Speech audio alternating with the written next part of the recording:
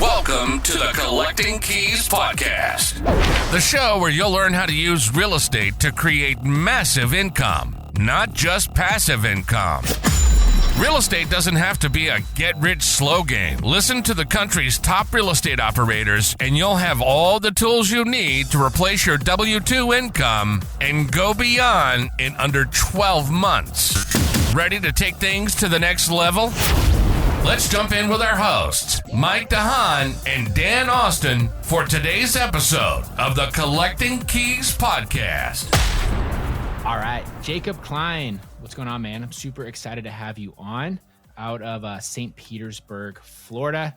But you are one of those guys that I would say it's funny. I've known of you for a long time. We've kind of crossed paths, been in the same circles, but I've seen like your meteoric growth. And I think this is actually the first sort of like long form conversation we've had, except for maybe like a couple quick phone calls here and there. So, dude, I'm super excited to have you on the show and dive into this today. Yeah. Absolutely, man. Yeah. Thanks for having me, guys. Yeah. Absolutely. And you said St. Petersburg, isn't it St. Augustine? Oh, it's St. Augustine. I'm fucking it up right away. There we go. At least you didn't screw up his name this time. I was like, okay, I know St. Petersburg. I literally just pulled up the map and I was like, okay, that's the opposite side of Florida. Yeah. Oh, that's funny. St. Augustine, Florida. Yeah, that's Yep. I'm really bad at names at like different like communities or like people have like business names. Markets. Oh, yeah. I don't know, man. I just speak out my ass. But if you say it with enough confidence, you're even about to believe it. You're like, I am. Yeah. Basic. He's like, basically. I was just going to let it ride. You know what? If somebody hears this about a St. Petersburg deal, we'll get on it. Yeah. I love it. Yeah, absolutely. So I guess to start for quick context, let's give people like, I know we're going to dive into your backstory and everything else. Mm-hmm. What does your business look like right now? How many flips have you done? How many rental properties do you currently own? Let's start with that so people know how badass you are. And then we can go to how you got there. Yeah, definitely. I mean, I don't know how badass I am, but I've been doing this for 4 years. Currently got, I think, 13 rentals. So one of them was the 8-unit apartment complex. Mm-hmm. Pretty hard to come by here and where I'm at. I've done about 150 flips and total deals like pushing, I think 130 or 230. 230. And then you've been in business for 4 years? Yeah, 4 years. So 150 flips and 230 deals in 4 years. Yeah. Not that much of a badass. That's a lot, dude. The thing about that, just mathematically, that's 60 a year about. That's about a deal a week for the last 4 years. Like that's pretty aggressive. So super. Yeah, thanks, man. Yeah, so awesome. So obviously you built up to that. So we'll get sort of like the trajectory, but the beginning, I know you have a pretty interesting, I don't want to say coming of age story or like intro to real estate, however you want to approach it. Yeah. Intro to adulthood, I guess. So I mean, kind of the short story of it is, I grew up playing golf. I was, a top amateur golfer. I won the Florida State Junior Championship. I had a scholarship to play Division I. From there, during college, basically I was, messed up on drugs and alcohol, got myself in trouble, did a year in prison, got out, started a company in the vape industry, e-cigs. So like, blowing the big clouds and shit like that. So I was like involved in that when it was popping off. And that was like my first intro to business. Had this like super niche company that like had no potential to be anything serious, but I maxed it out and kind of realized like, okay, I have more potential than this. And, was at the same time cold calling and, trying to get my product into distributors and watching Grant Cardone and basically saw that he was doing some real estate stuff and then went down the YouTube rabbit hole. And then basically, listened to different people saying they were just looking at county records and, cold calling people off of whatever motivation factor. Then, I think probably 2 weeks into cold calling, like the luckiest thing ever, I pulled a deal and, made 25K within like the first month of even trying, which like, I mean, anybody out there knows that that's pretty crazy. I'm definitely lucky on that. And looking back, I undersold the deal probably by 20K. So, jeez. Yeah. So, and then, I mean, that was like enough of a taste that I was like, I had made what I did before was like making these little coils for, vapes. And like at that time I was thinking in my mind, like, man, how many thousands of these things would I have to sell to make $25,000 in profit? Because there was no cost at the time. I used my cell phone. I like used free people search and called this guy. So that's kind of how I started. And then, from there we met not too long after. Yeah. Wow. So I got a couple questions, if you don't mind. You said, so you're in the e-cig industry. You were like manufacturing e-cigarettes. What were you doing? That's an interesting industry. Yeah. I don't even really know. I think YouTube is also how I got into that. And I started by like mixing my own, like mixing the vegetable glycerin with the flavor and the nicotine, making it like the juice itself. And, oh shit. Yeah. And then that's not even the interesting part. And then after that, like I started making these little coils that like basically the battery fires, wattage into the coil heats up, heats the cotton and vaporizes the liquid. And I like made the coil like a handmade version of that coil. So it's like an artisanal coil. Is there like a demand for that? Like, is it better? Yeah. It was like pre-built handmade coils in the US was like kind of the whole pitch to it. Because most of them were made in China on machines and stuff, and we were like legit making them. So that's cool. So you're like at the farmer's market with your handmade vape coil stand, trying to peddle it to like moms who are smoking in secret while their kids are at school. Actually, that's an interesting thought, but at the time it was really like a pretty young scene. Like there was a lot of younger people, and like there were some other people in recovery in it at the time, so it was like a cool thing to pass time with. But really, I learned a lot about like business and just how things work. Like I really didn't have any idea when I started that. Like all I knew was how to hit a golf ball in a hole. Yeah. So it's a good talent to have, though. Totally. Yeah. So you get that first batch of money coming in from that first deal, $25,000. What did, I guess, your like version of trying to grow that look like? Are you just like, cool, now I just got to call more people? You said we connected shortly after that. It must have been when you joined CCF, which is where we started. Right.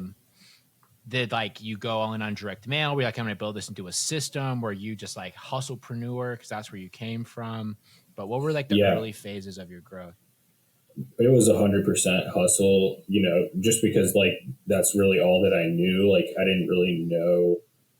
I knew that like it was possible to have like a VA, right? Like, go on Upwork or whatever and get them to be pulling your data. And like, I worked on that a lot when we kind of first met in CCF, because I think, that was a big thing. It was like pulling niche records with a VA. So, I thought that was pretty slick at the time, that I had somebody else doing that for me.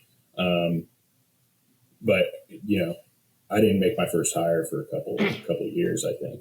A couple of years. Wow. That's crazy. Yeah. So I guess how many deals did you do yourself before you even made your first hire? Because you were just doing everything. And if you did the math, you're doing a deal a week. So did you do like 100 deals just completely on your own? Well, actually, in that 4 years, there was probably an 8-month period where I wasn't doing any marketing. So like it slowed down a lot in there just from like some personal stuff. But the first 2 years, I mean, I was just ripping wholesale deals myself. And this was 2020, 21. Those 2 years, it was just, crushing it, wholesaling. Yeah. When you talk about that, so a lot of people that are listening to this, they want to be able to rip wholesale deals like that. And you're saying, well, I just did it. I was ripping e-cigs. Now I'm ripping wholesale deals, right? Like, it's like, like that's a huge transition, to be honest, like into a space that I'm assuming you didn't know a ton about. Yeah. Is there anything in that period of time where you went from zero to hero that you're like, well, this is just what I did? Do you think it was timing? Do you think it was like you just you were grinding and you were talking to sellers, you were talking to buyers, and you were doing everything? Like one thing from that time, that era of newbie guy ripping wholesale deals that you would shoot. Yeah, I mean, it was definitely a lot of hustle. It was a lot of, like I was in that CCF like Slack group, just like constantly just soaking up anything I possibly could. And I think that like by nature, that's kind of how I've been is, like if I'm going to go in on something like just like my addiction with like drugs and alcohol, it's like pedal to the metal 100%. Like there's no option to not succeed. And, I really looked up to Ryan and like got to be pretty close with him. I guess he like saw something in me out of, all the people that were in that group. And like, I, kind of harped on anything that I could with him or like other people that were in CCF that were actually doing deals, and spent a lot of time, like all my free time, like on the phone, talking to other investors and just like going through this scenario and that scenario and, just getting in there and doing it and like figuring it out basically. Yeah. Well, I mean, I will say as people that, I mean, I have our own scale community, right? Where we're helping people grow these businesses, establish that. You can tell the people that are going to get it a little bit faster than others.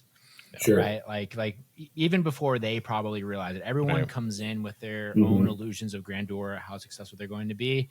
Us on the other end of that, people come in, you're like, oh, that guy's going to smoke it here the next like 3 months when they figure it out. So I would imagine he probably saw that with you as well. But I mean, even still though, right? Like you're in a very competitive market. It's not like you had some like little hidey hole market where you had no competition. Was it like the marketing that was really good? Were you just like crushing the sales? Are you just one of those personalities that can build relationships really well? I think that's a lot to it. Was like, that I could really turn it on, like, going on appointments and like building that relationship where like, we're like still closing deals. My team is still closing deals from when I went on those appointments, in 2020, 2021, like last year. Still now. Yeah. Oh yeah, for sure. Wow.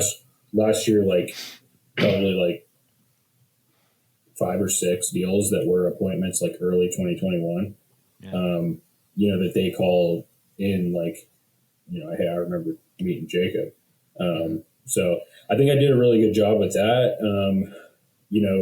Unique marketing, I think like it clicked to me that I understood that, going the extra mile with marketing is worth it.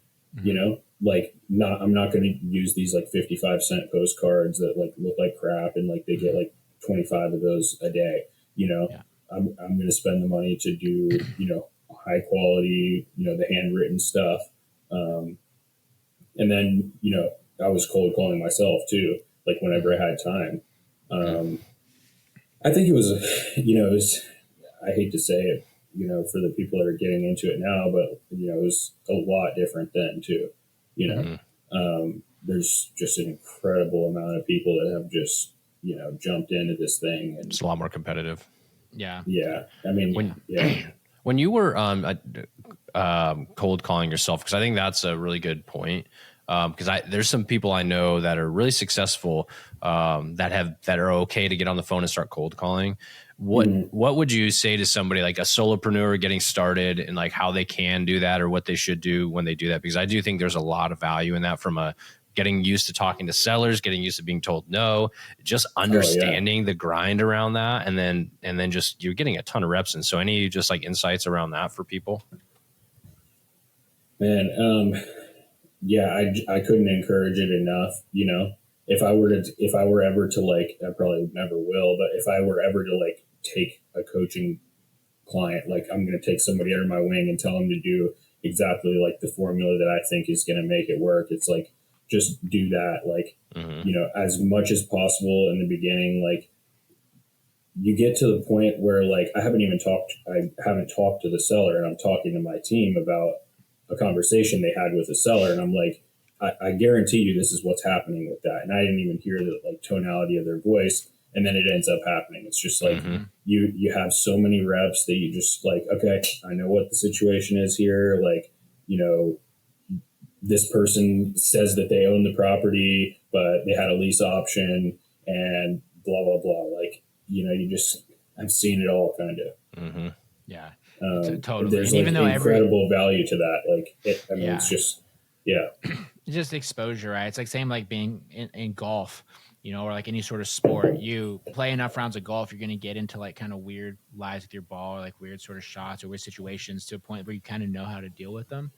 You know, and even though every single stroke's a little bit different, you kind of can like relate it to a past experience. And the same with real estate, even though every transaction is a little bit different, you get to a phase where almost everything that kind of can happen has happened. You always have your black swans, but those become rarer and rarer as you go along. But that's awesome though, man. So like, I don't know, like, I guess, what do you do now? You say it's like different it was different back then versus now. I would say that's kind of true. I think the bigger thing now versus like 4 years ago, 3-4 years ago, is more people have figured out the marketing. There's more services out there to make the marketing easier. You have to be better at the sales and the follow-up now than you did before, which I also think makes it a little bit better because you don't have to like rely on the marketing as much if you are good at sales. So I guess from your business perspective, what do you think is your secret sauce that allows you to be still cranking deals on a like basically weekly basis? I mean, I would say just being consistent, like with marketing and follow up. I mean, I like naturally think that we suck, you know, like that we're just not good at like talking to sellers and stuff. But, you know, you look at it in reality and it's like, we have to be pretty good, you know? So I don't know. I kind of forgot what the question was, I guess. No worries. The secret sauce, right? Yeah. For you, like right now, because like I would argue for most people, it's not the marketing anymore. You know, there's like something about people's businesses, and typically, I guess the main things that I see people right now that are very successful is they've either been able to heavily reduce their cost of labor and money by having some kind of fund, having a construction team, having things like that. So they're able to buy leaner deals. That's a big thing. Or they have an incredibly good sales and follow-up team, and they are able to be better and like present a better offer to the sellers than the random Joe Schmo wholesaler who's trying to just like figure it out still and is like not as sophisticated. Those are kind of the two main things that I see the most. Or they have a really, really strong disposition and they just pair shitty deal with ignorant buyer. That's the other thing that I see a lot too. Oh my gosh. That's always a good tactic. Like, I don't know, this is a whole nother conversation, but like these deals that I see, it's like, there's no way that you're moving even 1 of 5 of these. No way, dude.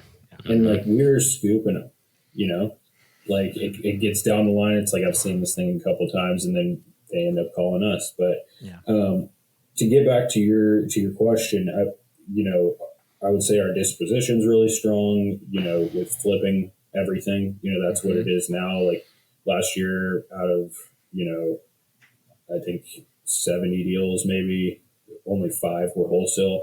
So all flips at this point. And the system is just dialed in. You know, on the front end, we just know it so well that, you know, and like sticking to like what we know, like I think that's one thing that's helped a lot for me is, you know, no shiny object. Like I just will not like cave into anything like that. Probably to a fault, actually. And you know, I've only lost money on one deal because basically we buy the same thing all the time. Like, and that's, you know, mobile homes. So I think that probably is another thing that helps our success is that, you know, we're going after stuff that a lot of people just throw away or don't really know what to do with. And I mean, I wouldn't say that it's in the sales and marketing. I would say it's more in, I don't know. I mean, I guess it kind of has to be because like the deals that we're buying are pretty thick, So it has to be on that side too. But what I focus most on is, our construction side. Like basically all of our construction is in-house. Like, got like, I don't know, close to 15 people that are basically full-time with me doing construction. So, we've got the process down where like, I don't even really have to talk to them much about the renovation, and like, we're not paying a markup to a contractor. So when you had briefly just mentioned like mobile homes, and is that kind of the niche you're building down there, where you're able to take deals down that other people aren't looking at, and you're just an expert in that arena? I would say so. Yeah. In the past like 2 years, that's been like very heavy. What we've been doing, probably 75% mobile homes. Will that be mobile on land or leased land or both? Definitely with land. Yeah. Okay. So, we're looking at double wides with an ARV of, 240 to 280, which, some markets that sounds like insane to people, but, here we're able to, basically scoop them 70 to 120 purchase. Nice. And, I mean, it's expensive to rehab anything. So, right. Yeah, of course. So are you just buying everything cash then, or like, cause like loans on mobiles can be a little bit weird too, or do you have hard money lenders or private money lenders? Yeah, at this point, it's all private money. Like, I've honestly been kind of lazy with like not working with like hard money lenders who will give more. I'll just take like 100% of the purchase from my like personal relationship people, and then fund the rehab myself. So, doing this many deals, it's like, man, like I'm just doling it out, on rehab across the board. So that's something that I'm looking into this year is, either getting some of my private people to start, lending on purchase plus rehab, or, work with like the hard money lenders. It's just kind of annoying with the paperwork. when you're used to like just calling, Do you use like lines of credit and all that too? No. Dude, you gotta get on that, bro. That was a game changer for us. Like, just go work with your local bank wherever you do your banking, because they'll see your cash flow coming through your business, and you can get couple $100,000 with a line of credit across different banks, and it'll be significantly cheaper than an average private lender, and you can just use it almost like a credit card, except your monthly payments interest only, and it's usually like 8 to 9%. Yep. So this is a business line of credit? Yep, exactly. Yeah, unsecured business line of credit. Unsecured, yep.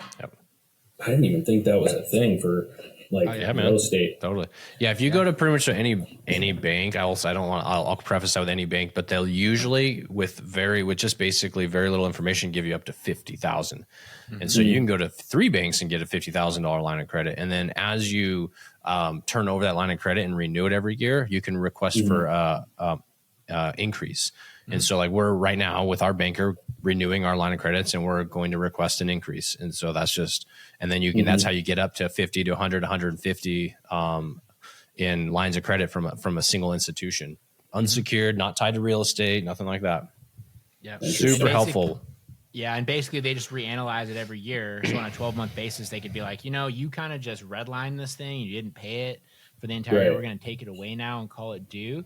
But if you treat it responsibly, which you would, it's like some of the best, easy to access capital that you can use. It's a great form of leverage, completely flexible.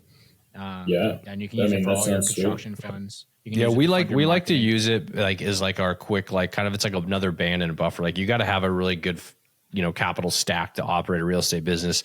And that is just easy, flexible money to throw into the business on a whim when you have like a big capital expenditure and money's going to come back here. You don't want to get over leveraged on these things, of course. That's not what we're saying, but it's just a really nice, flexible just element within our capital stack that we can push into our business on short-term basis as we need it. Yeah, definitely. It's good stuff. Good to have. I kind of used like free and clear properties like that, There you go. where like we have a cheap, purchase price, and it's just not worth getting a loan on the front end. And then next thing you know, you've got 70 grand into it. And But I mean, as I've like grown, I've realized that this side of things, like basically the finance side of things is like so important. Like so important. Mm-hmm. You just can't do it because it's so capital intensive. Like it's crazy. Yeah. And also too, if you have like some sort of fixed cost that you just sort of operate in your business, you just work it into your margins, right? Mm-hmm. And like, so for us, like we have a small fund that we raise some money, and we also have our lines of credit, and we just know that if it's all drawn, our fixed expense is going to be like 9%, and we just work that into our margins for everything else. We can just use it as we go, right? And we can pay stuff off as it comes back. We just kind of have it as like a floating expense to be paid every single month. Mm-hmm. And if you have like a profitable business, having to cover a 9% margin is relatively easy. Yeah. Okay. Absolutely. Sure. Yep. So, awesome. Sweet. Sorry, Dan, you were going to ask something before? Yeah, I was just going to ask about scaling the flipping side of things, because when you're talking about running a lean business and not hiring a lot of people right away, but you're still doing a lot of flips, like how do you scale to that number of doing? You've done 150 flips, I think you said. You've got 15 guys in house. Like, what does that look like? How did you bring them on? How do you manage them? Like, yeah, that's just a lot. Yeah, it's true. I mean, it's like having two businesses. Like I was talking to Daniel Lee earlier, and like I told him that, and he was like, "Man, that's a whole other business." And like, it's definitely true. It's basically a full blown construction company. With like set crews, processes in place. But scaling the flipping side, I would say, I had to free up my time, on the acquisition stuff to be able to work on, basically creating that construction business, right? Yeah. I couldn't be in the acquisition side on a day to day and be doing that at the same time. So, I think like having a good lead manager is really important. Having a good acquisition manager, obviously very important. If I had to do those things, like, man, that would just drain me, at this point. Like, to be completely honest, I have no desire to be talking to sellers at all. Like, and if it fell back on me, like it has, because last year I had an acquisition manager quit same day, and then I had to pick up the slack, and like it just fell behind because like I just hate it. I'm like made for the business side of things, so yeah, I mean, having the right people in place on that, and then on the construction side, like basically I have a team lead on each construction crew, and like that person is experienced enough and has done enough, projects with us that they know, like, okay, are we going to change out all the doors in this house or whatever,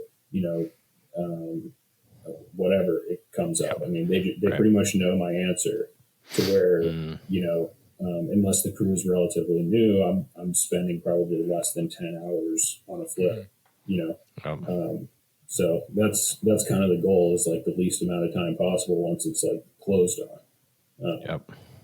So do you ever run into like, or worry about not having work in front of your crews? Because this is one thing that I talk with people starting to flip is like, hey, you've got two options. One option is that you outsource it all and you have a general contractor that's a 1099 that's running the crews, doing all that, or you start bringing crews in house and you have payroll with that.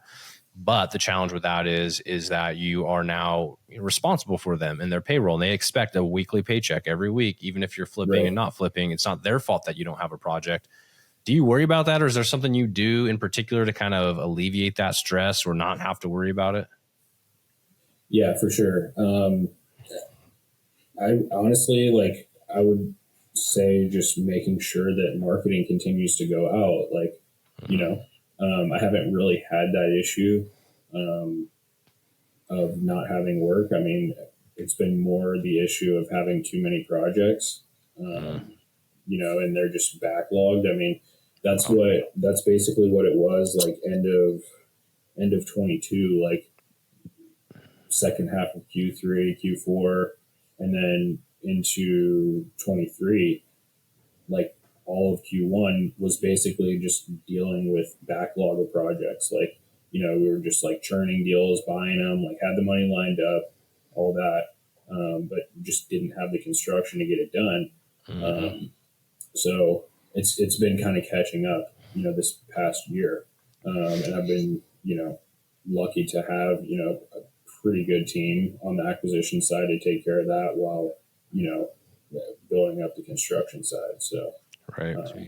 That's where I find like I spend most of my time is like finding, new people to bring on and try. And it's just trial and error. Like, you get better at it over time, but, I've had some like really shitty people that, I just had to go through it. Like people that have stolen a lot of money, all that kind of stuff. So, I mean, and that's part of the game. Like so many people, when they first getting into hiring and building a team, they're worried about having situations happen, worried about conflict.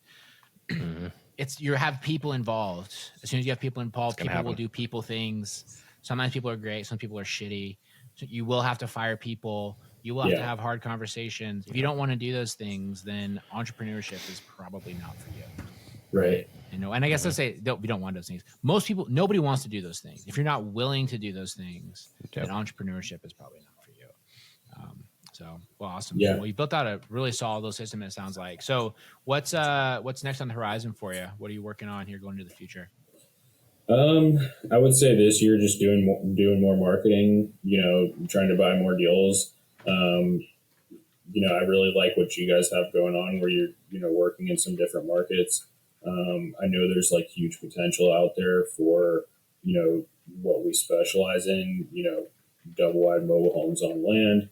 I've been kind of debating building just a Jake Buys Mobile Homes brand for like all of Florida, and kind of just dial that up and see what happens. Sweet. So, that's kind of what I've been thinking about, obviously just buying more deals with what we're doing and then, trying to pick up some good ones in other areas too.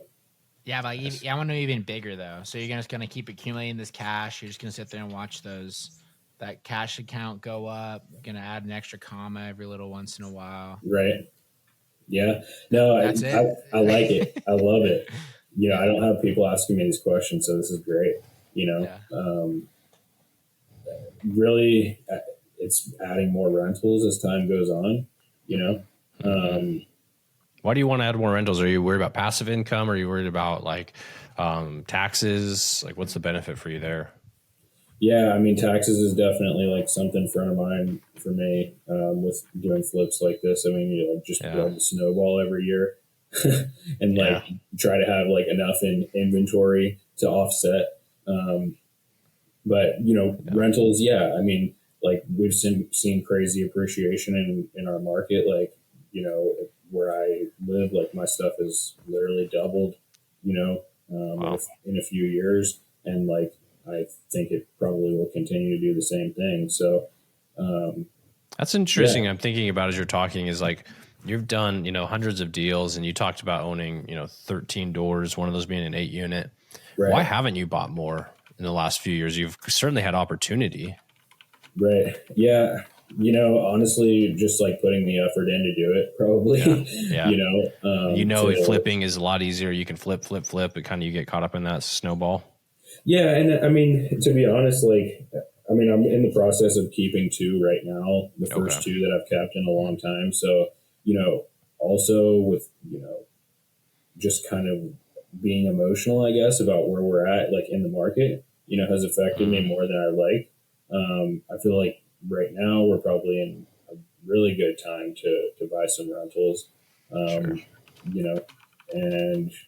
I guess I'm trying to time it a little bit. But I just wasn't sure if do you have like a really strict like ARV or equity requirement that, because like for Mike and I, one of the reasons why we didn't buy a lot last year was because we're not going to burr a property completely and get all of our money out. So why leave money in there at a very poor ROI where we can reinvest in our business and make a shit ton of money? Probably what you saw with flipping, right? Is you can make a lot more money on a flip than $200 a door at that point in time. Right. Yeah. And I mean, honestly, like I don't even look at cash flow like as a thing. Like I don't really think it is a thing over time.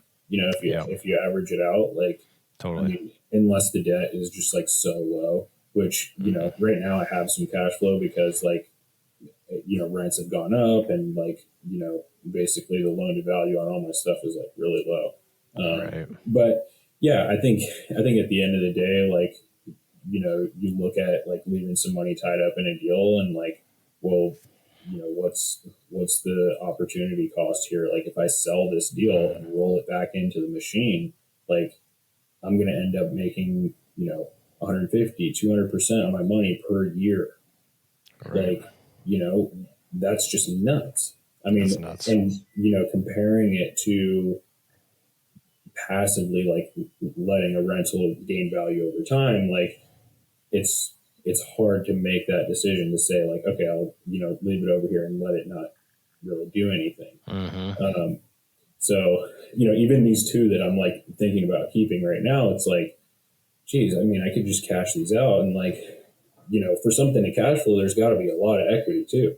So like, if I keep these two as rentals, I'm basically pulling, 200 plus K in profit off the table, plus leaving some of my money into the deal too.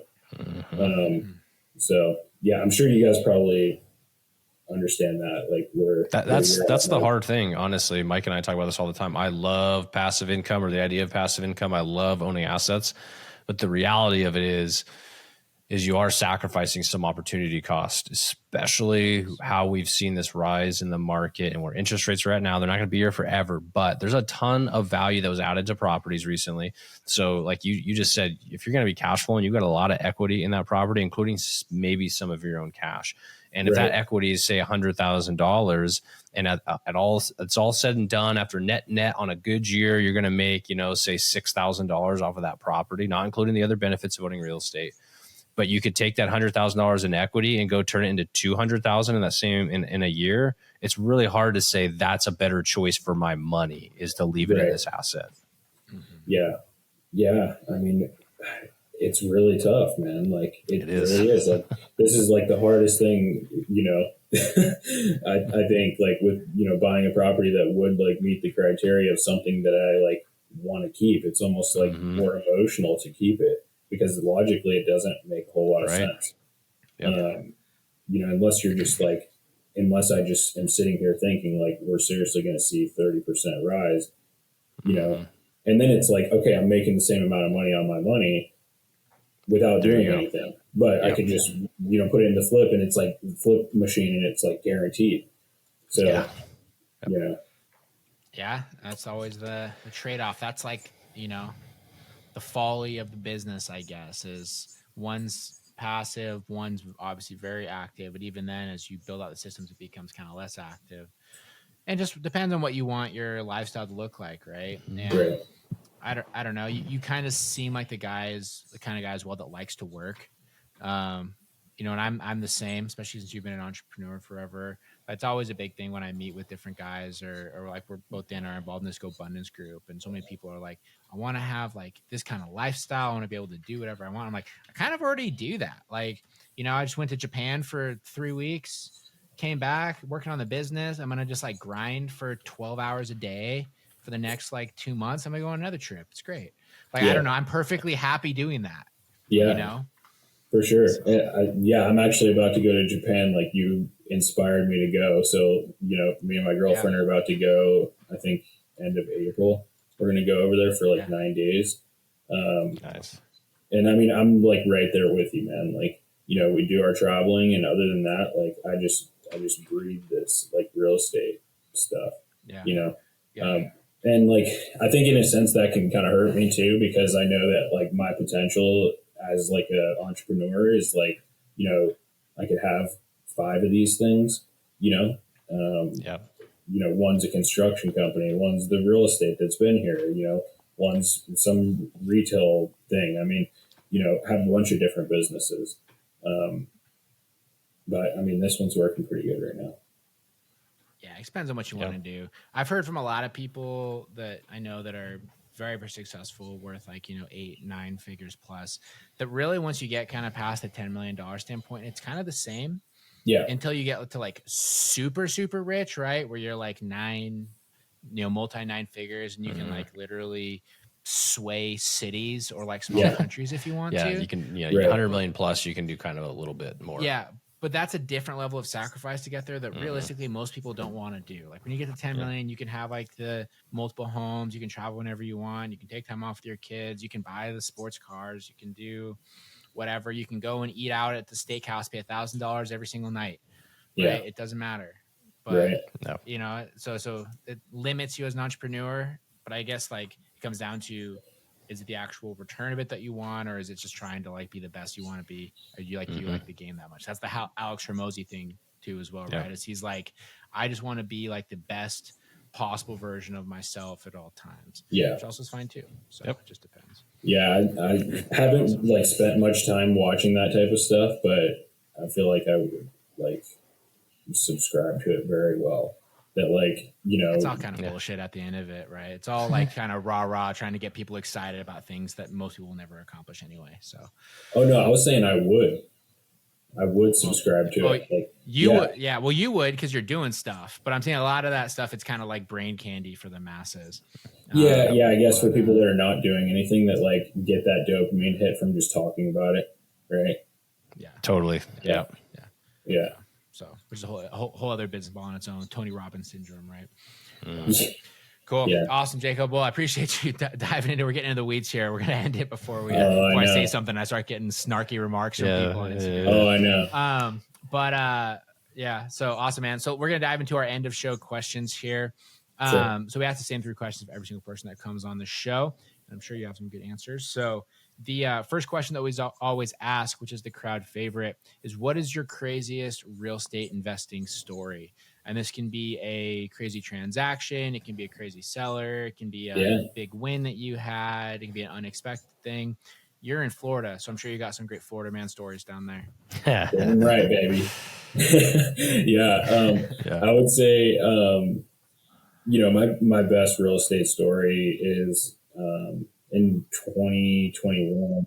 I built a relationship with like a commercial guy. I actually rented a warehouse from him in the vape business, and that's how we met.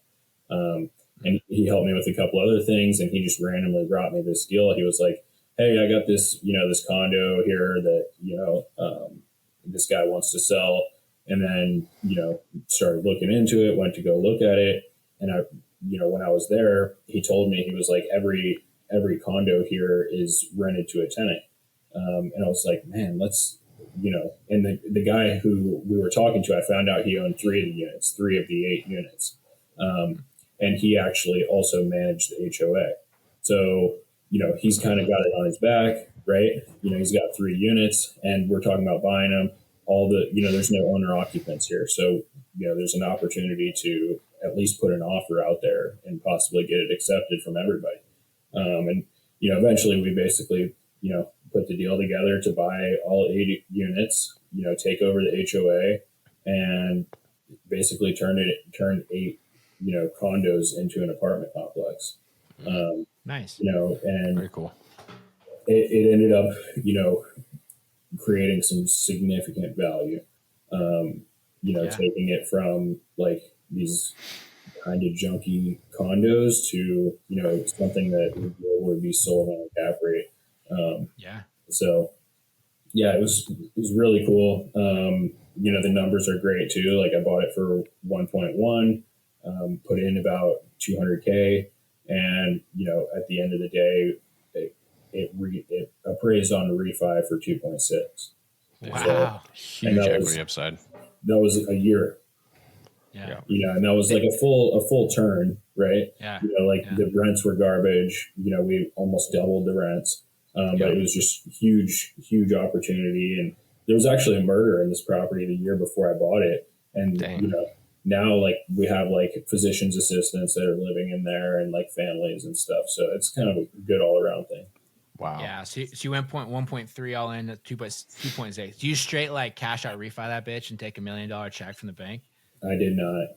Just kept it in there. It would just, you just got to do it just for the Instagram, dude. I just got my 7-figure check for my one deal. Yeah, dude. Well, I mean, what we were talking about earlier, I mean, like, I definitely have thought about tapping that thing, you know? Yeah, I bet. You totally could. Yeah. I mean, that's what I was saying, like, earlier, right? You know, LTV on the portfolio is really good. So, yeah. Even just getting like lines of credit that you could secure by that without necessarily doing a full refi and losing your interest rate. Like, I guarantee you a lender would give you like $500K line of credit on that. Easily on that one. Yeah. Yeah. The thing that's sweet is it's at 4.5%. So, dude, that's great. Great terms. Yeah. Awesome. Mm-hmm. Yeah, that's a sick deal. Yeah, nice job. I remember when you put that one together too. I remember that coming through the CCF channels. Yeah, actually, there's a crazier deal that I think about now, but we won't get into it.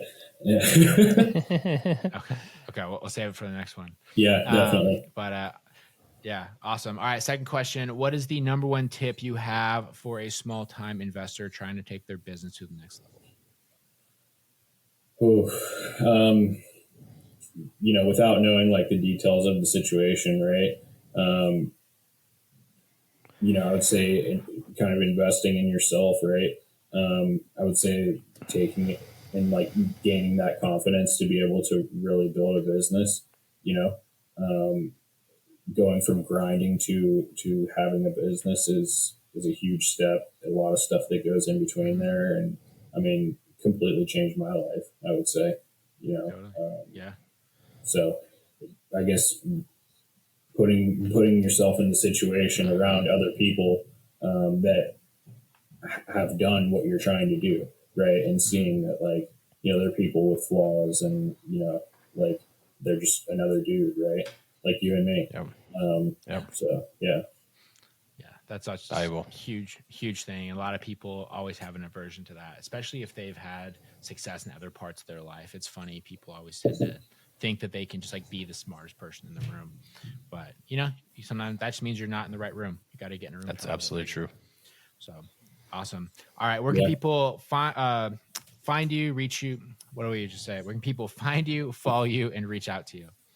Yeah, definitely. Actually, I got to look at my phone to see what my Instagram is. There you go. That's a disciplined person right there. I don't even know what my Instagram is. Let me check. Yeah. Let me text my assistant to get my email address really quick. Yeah, I'm trying to get out there a little bit. This is my second podcast, so my Instagram is jkline _REI. So JKLINE _REI. Awesome. So yeah, that's where you can find me. If you want to see some trailer flipping madness. If you want to go follow someone that has done basically on average a deal per week for the last 4 years, and he's only been in business for like 4 years, then you should go follow him on Instagram, because, you know, if you've been in this business at all, no matter what you're doing right now, that is an impressive feat to put that together. So Jacob, man, we really appreciate you coming on the show. Thanks so much for your time. Everybody, thanks for listening. We really appreciate it. If you are doing any business or in the St. Augustine area, or are just inspired by Jacob's story, go and shoot him a follow on Instagram, send him a DM. Remember, people come on these shows because they want exposure to all of you. So don't be shy. I promise we're all friendly. And this is why we do these things, is because we want you to engage with us. So don't be afraid to do that. And along with that, we appreciate you all, and we'll talk to you next week. See ya. See y'all.